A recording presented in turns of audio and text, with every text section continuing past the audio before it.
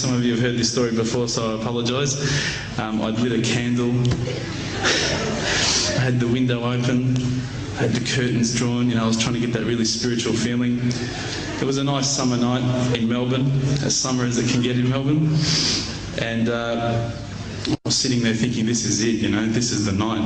I'd been, investigating all the spiritual proofs, all the scientific proofs about the fact that the mountains are the pegs, about, how the embryo develops inside, the woman, all these amazing proofs, but I still needed that little push. It's like I was on the edge of a cliff, I was ready to jump, I just needed a push.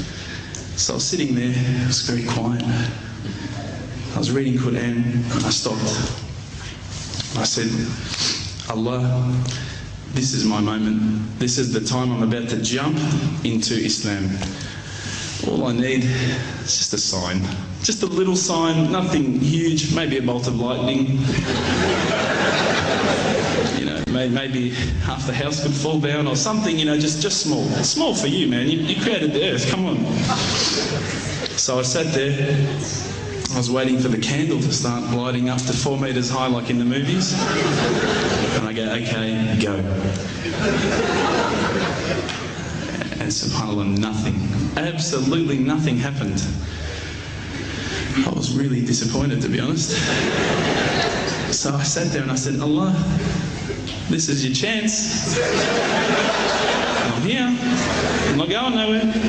I'll give you another chance.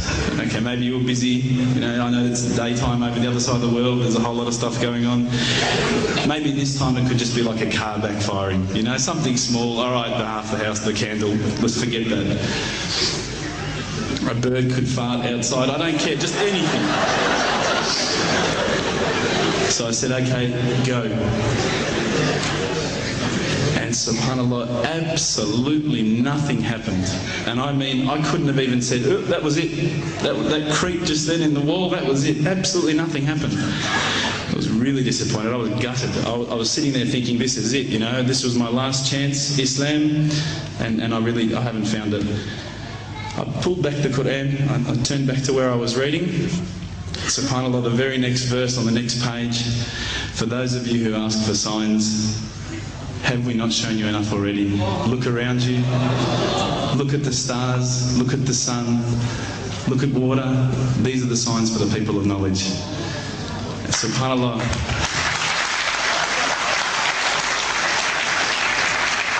I threw the doona over my head and I pretended I was asleep. I was that scared because I couldn't believe how arrogant I'd been to want my own specific sign when all the signs had been there for me all along. The fact that we have this world, the fact that there is this creation, these are the signs for all of us. The next day I decided this is it, I'm becoming a Muslim. I'd been investigating Islam now for probably about 6 months, to be honest.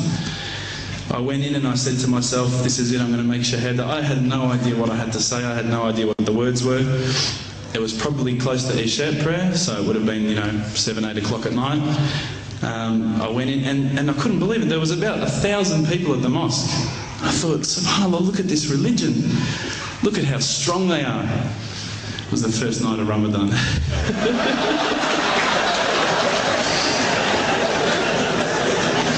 Ramadan Muslims.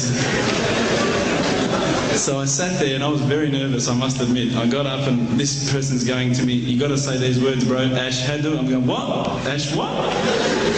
Can't I just say it in English? No, they say, no, you got to say it in Arabic. And I thought, I looked out over the sea of beards that I could see in front of me and I thought, if I get these words wrong, I'm a dead man. Again, I had this fear, And they were staring at me, and I don't know if you know this, but Australians can't stare. Lebanese people can stare. So I was sitting there, I was very scared. I got up, and subhanAllah, as soon as I started to say the words, all fear went out of my mind. It felt as though a shower was inside my head and someone had just turned on the cold tap. Felt like I'd been flushed clean. I said the words, and I wasn't expecting so many brothers to come up and yell, Takbir, Allahu'akbar, and start kissing me and hugging me. Now, I'd never been kissed by that many men in my life.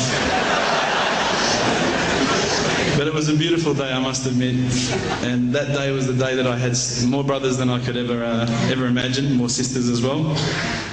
But I guess since that day I've never looked back. My family, I think, initially were very worried that I was going to be, I guess, a little bit weird towards them. That they thought that I was going to break out the AK-47s and the grenades. But they realised, I think, soon that this religion was actually making me a better person. Prior to Islam, you're not going to believe it, I had a mohawk. I did. I had, I'm not going to show you any photos. I had army greens, I had the Metallica t-shirt, I had the cherry docs. I was shocking, right? I thought I looked great, but I looked terrible. And Alhamdulillah, ever since then I look as good as I do now. No, don't laugh, please.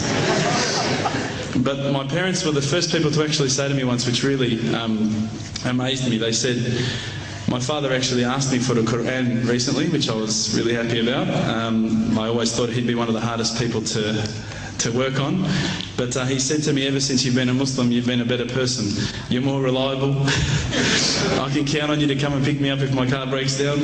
Whereas before I'd gone, Dad, I was drinking last night. I don't know if it's still out of my system.